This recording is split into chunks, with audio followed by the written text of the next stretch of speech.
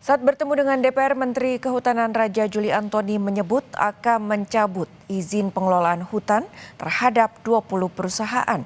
Pencabutan izin setelah mendapat persetujuan Presiden Prabowo.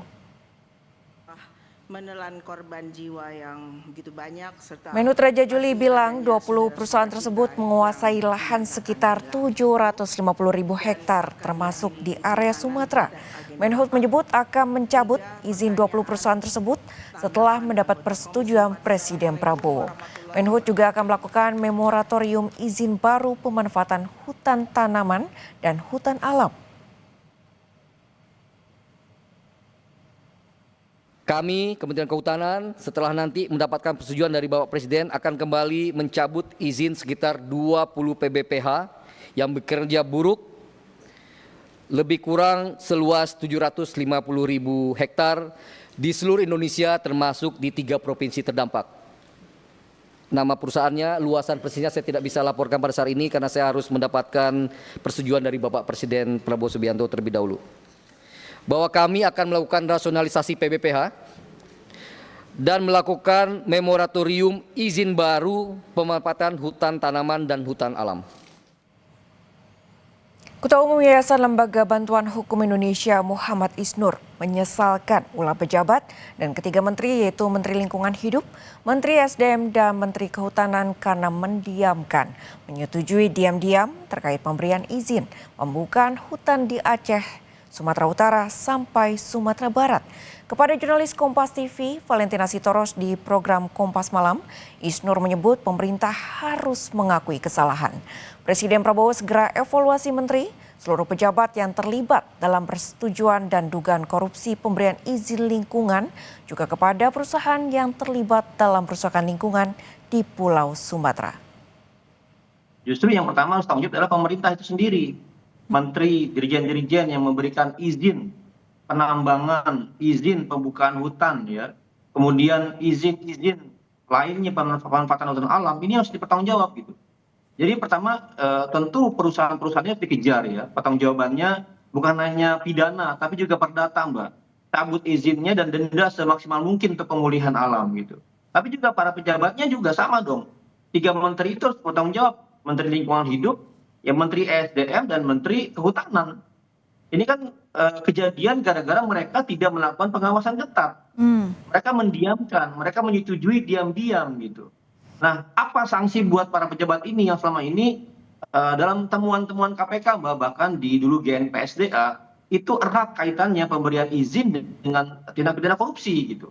Jadi harusnya ini sinergi para pejabat yang memberikan izin dulu diperiksa apakah ada unsur korupsinya, unsur suap dan lain-lainnya. Ya. Jadi Prabowo mengevaluasi para menteri-menteri ini. Menteri Kehutanan akan mencabut izin 20 perusahaan yang seolah terlibat dalam perusahaan hutan istilahnya. Tapi ada diksi bahwa akan menunggu restu Prabowo Subianto. Anda menanggapi ini bagaimana?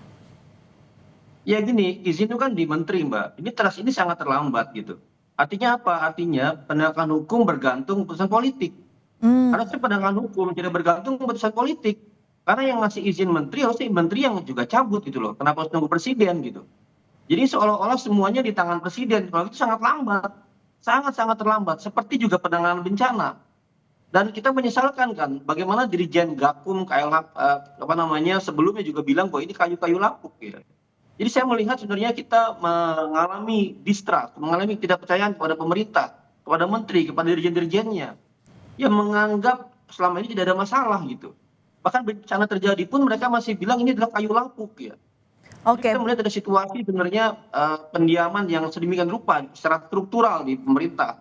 Anda melihatnya seperti apa kalau melihat dampaknya atau efeknya apa kalau dibawa ke ranah politik ini? Ya hukumnya jadi nggak efektif berjalan, Mbak. Nggak efektif kerja ya? Masyarakat sipil, Mbak. Pengamatan masyarakat sipil ada berbagai kejadian bencana ekologis kami menyebutnya. Kebakaran hutan dan lain-lain. Berapa banyak korporasi yang dibawa ke pengadilan ya? Hampir tidak ada, Mbak. Selalu berhenti dan dihentikan penyidikannya.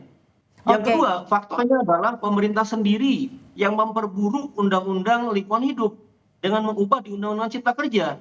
Undang-undang cipta kerja itulah salah satu biang kerok masalah dari kerusakan lingkungan. Karena apa? Karena izin dipermudah, ya syarat-syarat lingkungan hidup dipermudah dan sanksi atau ancaman kepada perusahaan itu berkurang ketegasannya.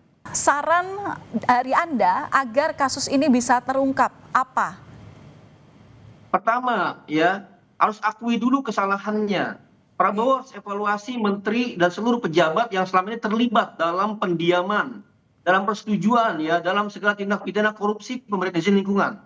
Yang kedua, kita masyarakat harus bersama-sama mengawal dengan tegas semua tindak lanjut dari upaya ini.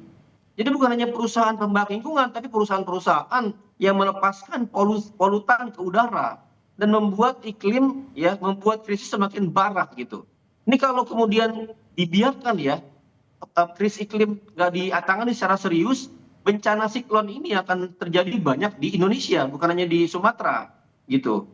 Jadi ini dua, satu aspek hutannya, yang kedua aspek iklimnya. Dua-duanya harus dipandang serius oleh Prabowo, jangan cuma omong-omong.